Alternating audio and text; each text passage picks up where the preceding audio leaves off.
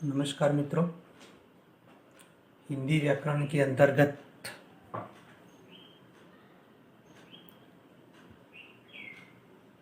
आगे हम पढ़ेंगे शब्द एवं उसके भेद।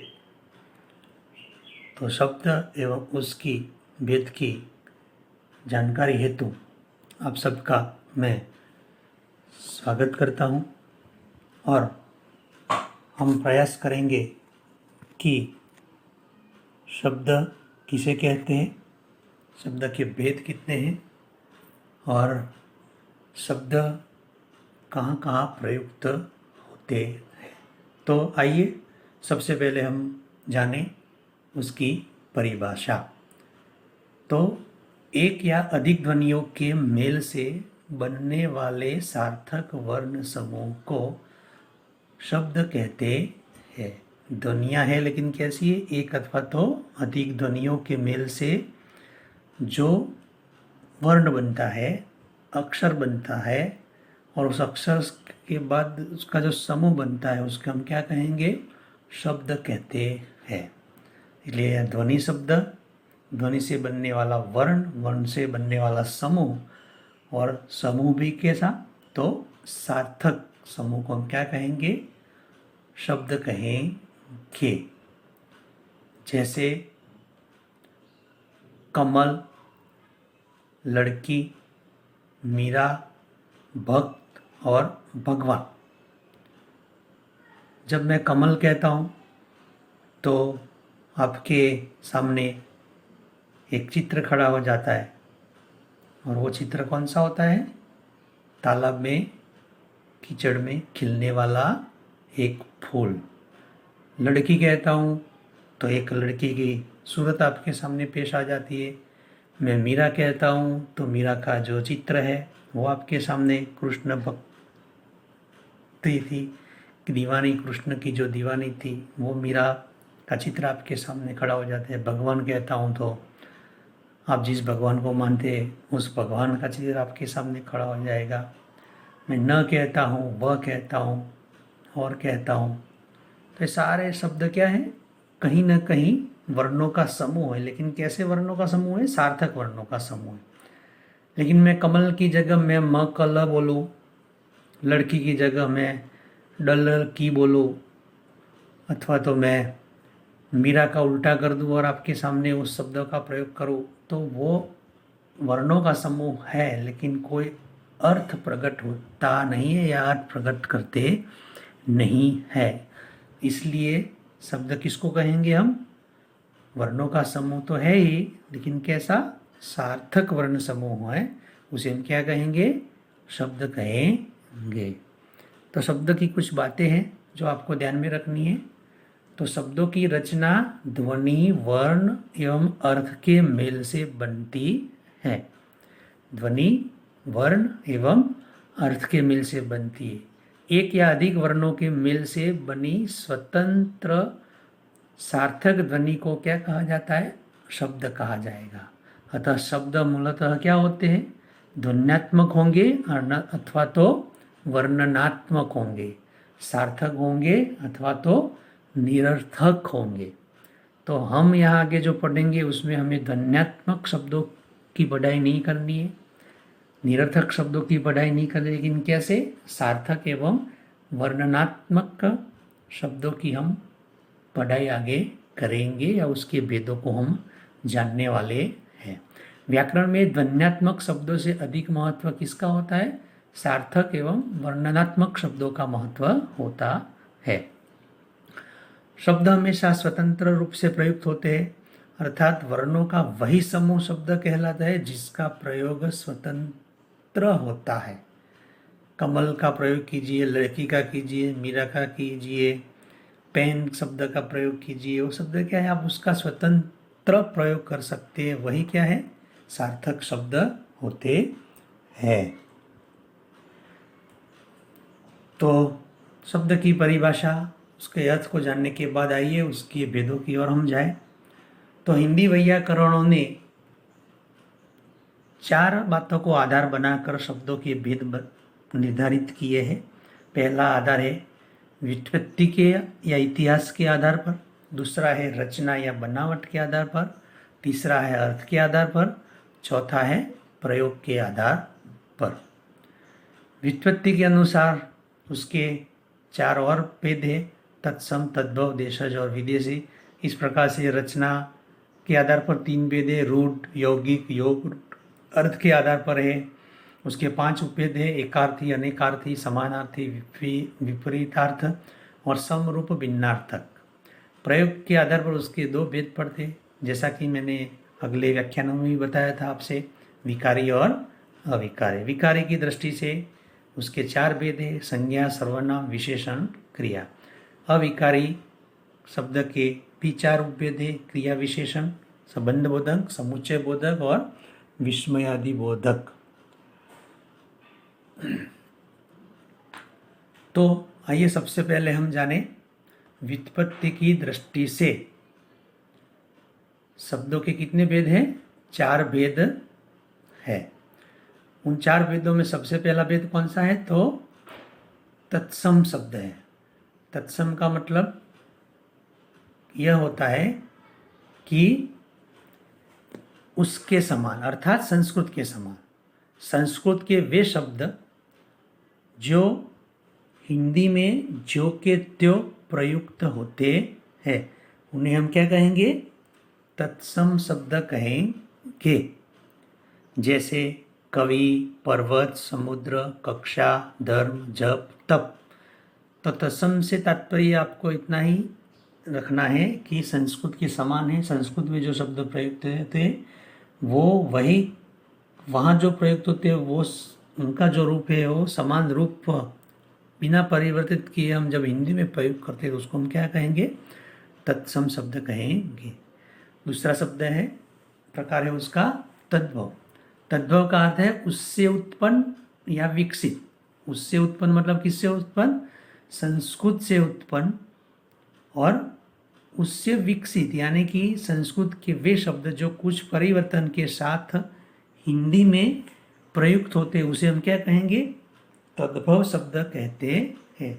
जैसे हस्त से हाथ, कर्ण से कान, दंत से दांत, जीवा से क्या होता है? जीवा से जीभ। आगे इसी तरह के तत्सम और तद्भव शब्दों की लंबी सूची हम आगे दे ही रहे हैं। व्युत्पत्ति के अनुसार उसका तीसरा प्रकार है देशज शब्द। देशज का अर्थ है अपने देश में उत्पन्न, अर्थात देश की विभिन्न बोलियों में या साधारण बोलचाल की भाषा में प्रयुक्त होने वाले शब्दों को हम क्या कहेंगे? देशज शब्द कहते हैं। जैसे फटफटिया शब्द है, झुमका, ठेस, पापड़, खचाखच, घुसना, चूसना, टपकना, ये शब्द क्या है? सारे देशज शब्द है। तो तत्सम और तद्भव शब्दों की सूची आप देखिए। तो तत्सम शब्दों में अंधकार, लज्जा। तो तत्सम शब्द अंधकार है, उसका तद्भव शब्द क्या हो जाता है? अंधेरा। लज्जा संस्कृत शब्द है, तत्सम शब्द है, उसका हिंदी में अर्थ क्या तद्भव हो जाता है? लाज। उस प्रकार से उच्च का ऊंचा, कुपुत्र का कपूत, कोकिला का कोयल, दुर्बल का दुबला, काष्ठ का काठ, दीपक का दिया, भिक्षा का भिख और नग्न का नंगा। तो ये कुछ एक शब्दों की सूची हमने यहाँ देने का प्रयास किया है। दूसरा, चौथा जो प्रकार है उसका विदेशी। उस विदेशी शब्द को हम अगर समझने का प्रयास करें तो भारत को छोड़कर एशिया एवं यूरोपीय भाषा के जो शब्द हिंदी में प्रयुक्त होते हैं उसे हम क्या कहेंगे? विदेशी शब्द कहेंगे। भारत की भाषाओं को छोड़कर विदेश में, और खास करके कौन से देश?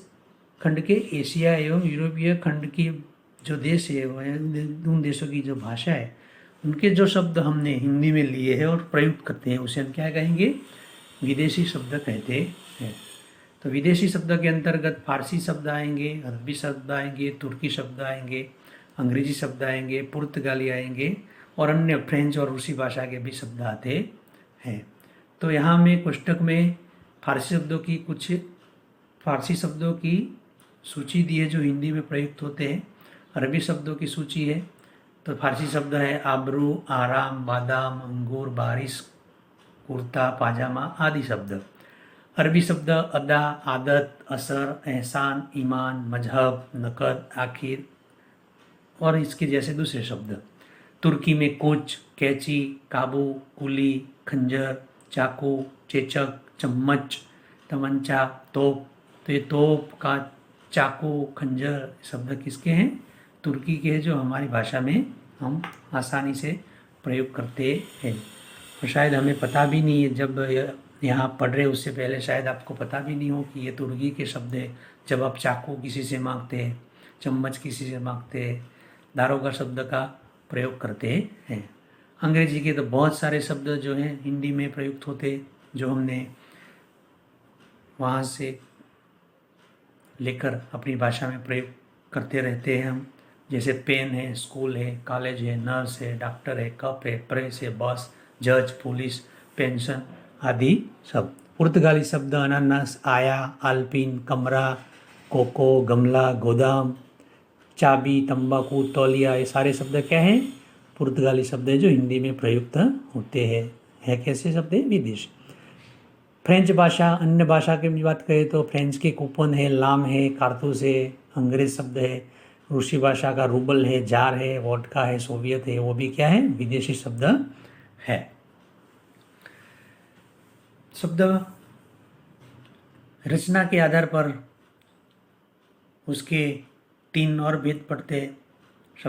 शब्दों या वर्णों के मेल से नवीन शब्द बनाने की प्रक्रिया को क्या कहते हैं? रचना या बनावट कहते हैं। शब्द या वर्णों के मेल से नवीन शब्द बनाने की प्रक्रिया को हम रचना या बनावट कहते हैं। और शब्द के खंड को शब्दांश कहते हैं। इस प्रकार जो रचना या बनावट के आधार पर जो शब्द बनते हैं उसे हम क्या कहेंगे? रचना के आधारित शब्द कहेंगे। तो जो नवीन शब्द बनते हैं वो उनको 3 भागों में विभाजित किया गया है। पहला है रूढ़ शब्द। तो आइए उसे समझ ले। जिन शब्दों के खंड सार्थक नहीं होते उसे रूढ़ शब्द कहते हैं। रूढ़ शब्द को मूल शब्द या अयौगिक शब्द भी कहते हैं। जैसे कान, जट, नाक, घोड़ा। इन शब्दों को खंड में विभाजित कीजिए आप, और खंड में विभाजित करेंगे तो ये इनके खंड कैसे होते हैं? निरर्थक होते हैं। और जिनका खंड में विभाजित करने से उनके खंड निरर्थक होते हैं उसे हम कैसे कहेंगे? रूढ़ शब्द कहते हैं। जैसे कान शब्द है तो कान को आप खंडों में विभाजित कीजिए तो का वत्ता न। का न कोई अर्थ है और न का कोई अर्थ है, इसलिए दोनों शब्द क्या हो जाते हैं? खंड निरर्थक हो जाते हैं। इसलिए कान, जट, नाक, घोड़ा ये सब शब्द कैसे हैं? रूढ़ शब्द। दूसरा है यौगिक शब्द। ऐसे शब्द जो 2 शब्दों के मेल से बनते हैं और जिनके खंड सार्थक होते उसे यौगिक शब्द कहते हैं। रूढ़ शब्द के साथ उपसर्ग, प्रत्यय या कोई अन्य शब्द जोड़ा जाए तो क्या बनता है? यौगिक शब्द बनता है। 2 शब्दों के मेल से बनते हैं और जिनके खंड क्या होते हैं? सार्थक होते, उसे हम क्या कहेंगे? यौगिक शब्द कहते हैं। और रूढ़ शब्द की जैसे व्याख्या हमने देखी, तो जैसे कान शब्द है उसके अंतर्गत कोई उपसर्ग लगा दीजिए, प्रत्यय लगा दीजिए या कोई अन्य शब्द आप जोड़ दीजिए तो क्या शब्द बन जाएगा? यौगिक शब्द बन जाता है। जैसे पाठ शब्द है, ये रूढ़ शब्द है। पाठ पर से शाला हमने ऐड कर दिया, जोड़ दिया तो शब्द क्या बन गया? नया, पाठशाला। रसोई वत्ता घर तो बराबर क्या बनता है? रसोई घर। सह वत्ता पाठी बराबर सहपाठी। तो ये सारे उदाहरण किसके हैं? यौगिक शब्द के हैं। तीसरा प्रकार है योग रूढ़ शब्द। जो शब्द बनावट की दृष्टि से यौगिक होते हुए भी किसी विशिष्ट या रूढ़ अर्थ में प्रयुक्त होते हो उसे योग रूढ़ शब्द कहा जाता है। उसकी बनावट कैसी होती है? तो यौगिक होती है। शब्द कैसे होते हैं? यौगिक होते हैं। लेकिन यौगिक शब्द होते हुए भी उसका प्रयोग कहाँ होता है? तो किसी विशिष्ट या रूढ़ अर्थ के लिए होता है। उसे हम क्या कहेंगे, योग रूढ़ शब्द कहते हैं। जैसे चारपाई, जलज, हिमालय, पंकज, पीताम्बर। पंकज का मतलब होता है पंख वत्ता ज, पंख में यानी कि कादव कीचड़ में जन्म लेने वाला। पीताम्बर यानी कि पीला अंबर, अंबर यानी वस्त्र, और पीला, पीता यानी पीला, पीला अंबर, पीला वस्त्र। हिम वत्ता आलय, जो हिम से आच्छादित, आलय का मतलब पर्वत है तो हिमालय। जलज तो जल में पैदा होने वाला। चारपाई तो जिनकी चारपाई होती है उसे हम चारपाई कहेंगे। वो कोई भी चीज़ हो सकती है, लेकिन चारपाई किसके लिए रूढ़ है, तो एक सोने की खटिया के लिए। जलज किसके लिए प्रयुक्त है, कमल के लिए। हालांकि जल में पैदा होने वाली हर चीज़ को हम जलज कह सकते हैं। हिम से आच्छादित हर पर्वत को हम हिमालय कह सकते हैं। हिमालय शब्द किसके लिए प्रयुक्त है, केवल रूढ़ हो गया है। पंकज शब्द किसके लिए रूढ़ हो गया है, तो कमल के लिए। पीताम्बर शब्द भी इस प्रकार से रूढ़ हो चुका है। तो ये सारे शब्द क्या है, योग रूढ़ शब्द है। मित्रों, बहुव्रीहि समास के सभी जो शब्द होते हैं वो सारे के सारे शब्द कैसे होते हैं, योग रूढ़ शब्द होते हैं। अगला आधार है अर्थ के आधार पर। अर्थ के आधार पर शब्द के 5 भेद किए गए हैं। उसका पहला भेद है एकार्थी। तो जिन शब्दों का केवल एक ही अर्थ होता है उसे हम क्या कहेंगे, एकार्थी कहते हैं। जैसे गंगा, राम, गांधी जी आदि। तो एकार्थी शब्दों में मनुष्यों के नाम, नगरों के नाम, गांव कस्बों के नाम, पहाड़ों के नाम, नदियों के नाम, महीनों के नाम, कलाओं के नाम, दिन एवं वारों के नाम क्या आ जाते, एकार्थी शब्दों में आ जाते। एक ही अर्थ होता है उसका, दोबारा कोई अर्थ होता नहीं है। दूसरा शब्द है, भेद है अनेकार्थी। ऐसे शब्द जिनके एक से अधिक अर्थ होते हैं वो क्या होते हैं, अनेकार्थी शब्द होते हैं। जैसे कनक, कनक के 3 अर्थ यहाँ पे होते हैं, सोना, धतूरा और गेहूँ। फल, फल एक प्रकार का मेवा भी हो सकता है। फल यानी कि परीक्षा का कोई नतीजा भी हो सकता है।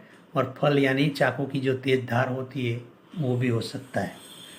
फिर दंड, दंड शब्द है, उसके भी अनेक अर्थ है। तो दंड का मतलब होता है वो पुलिस का डंडा भी हो सकता है। दंड का मतलब किसने गुनाह किया है उसको सजा हम देते हैं तो उसको भी हम दंड कह सकते हैं।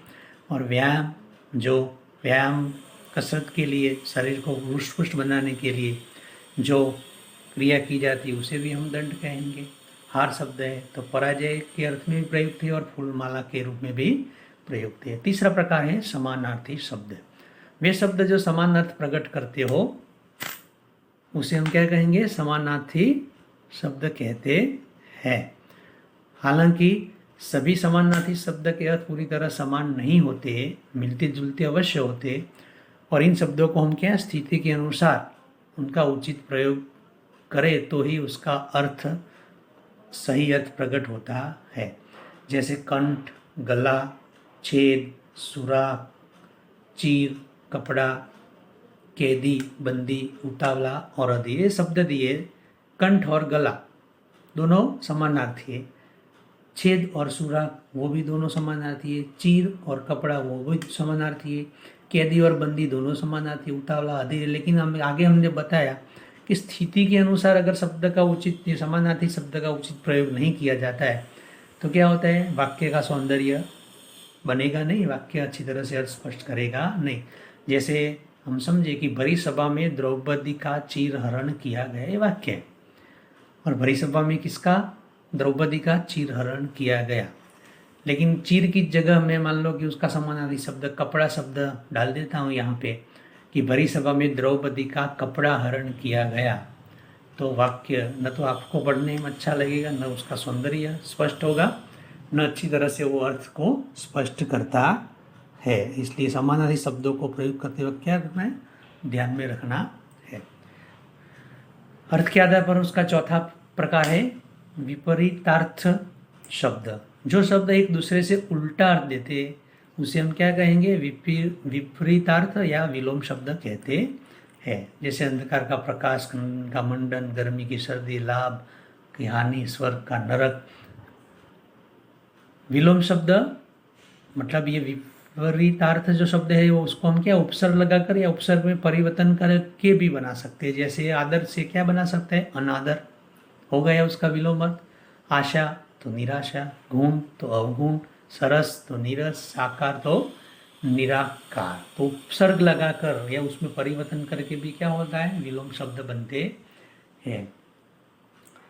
फिर उसका पांचवा और अंतिम प्रकार है समुच्चरित विभिन्नार्थक शब्द। जो शब्द पढ़ने सुनाने में समान जैसे लगते हैं किंतु उनके अर्थ बिल्कुल भिन्न होते हैं, उसे समरूप भिन्नार्थक शब्द कहते हैं या समुच्चरित विभिन्नार्थक शब्द कहते हैं।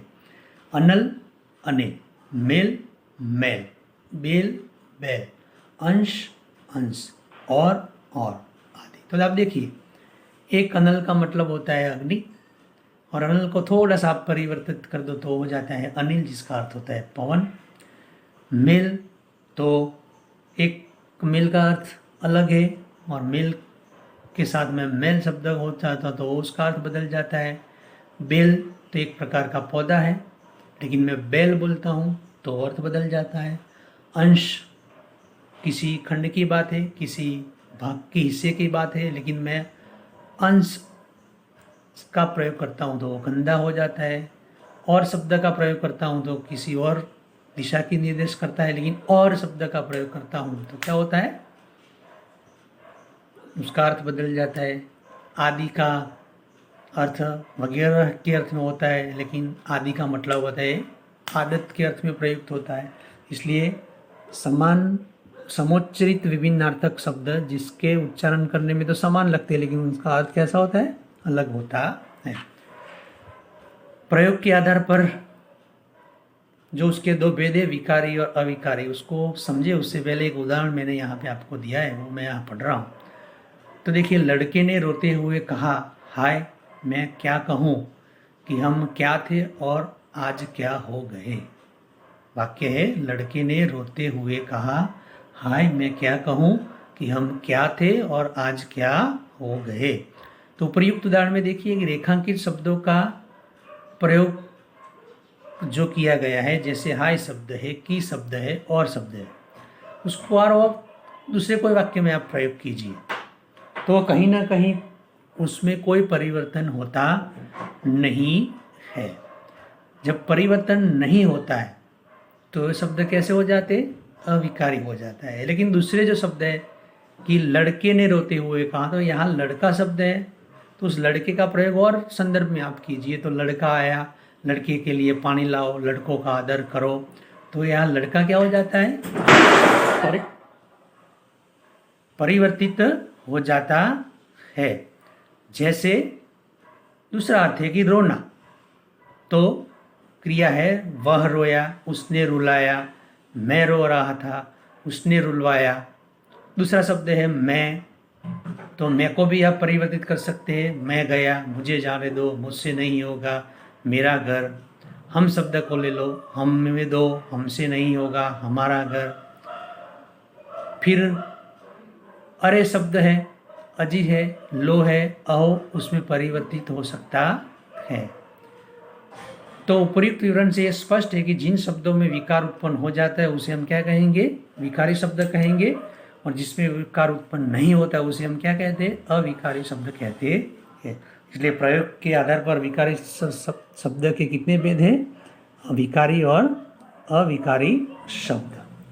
तो विकारी शब्द का अर्थ जान लीजिए, प्रयोग के समय जिन शब्दों में लिंग, वचन, कारक, काल आदि के कारण को परिवर्तन होता है उसे क्या कहेंगे, विकारी शब्द कहेंगे। विकारी शब्द के चार भेद है, संज्ञा, सर्वनाम, विशेषण और क्रिया।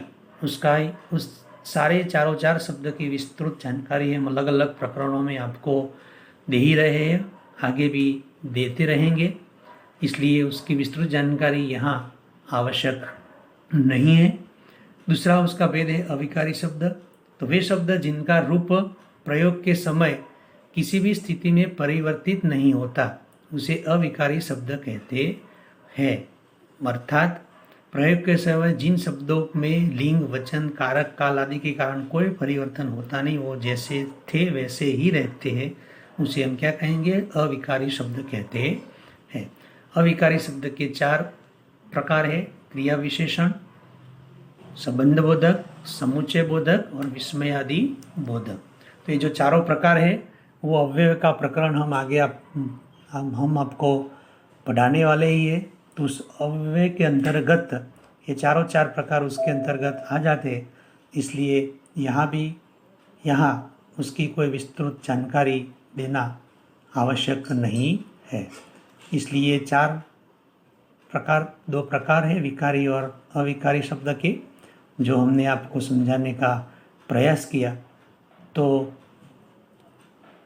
विद्यार्थी मित्रों, आशा है कि आप शब्द और उसके भेदों को अच्छी तरह से समझ पाए होंगे और समझने के बाद उसे आप व्याकरण की दृष्टि से जहाँ प्रयोग करना हो, परीक्षा लक्ष्य कहीं की सामग्री आपको कहीं देनी हो, तो आप सहज तरीके से उसे आराम से दे सकते, समझा सकते, बोल सकते हैं। ऐसी आशा के साथ मैं यहाँ इस प्रकरण को पूरा करता हूँ और अपनी बात को विराम देता हूँ। फिर अगले प्रकरण के साथ हम रूबरू होंगे। तब तक के लिए धन्यवाद, आभार।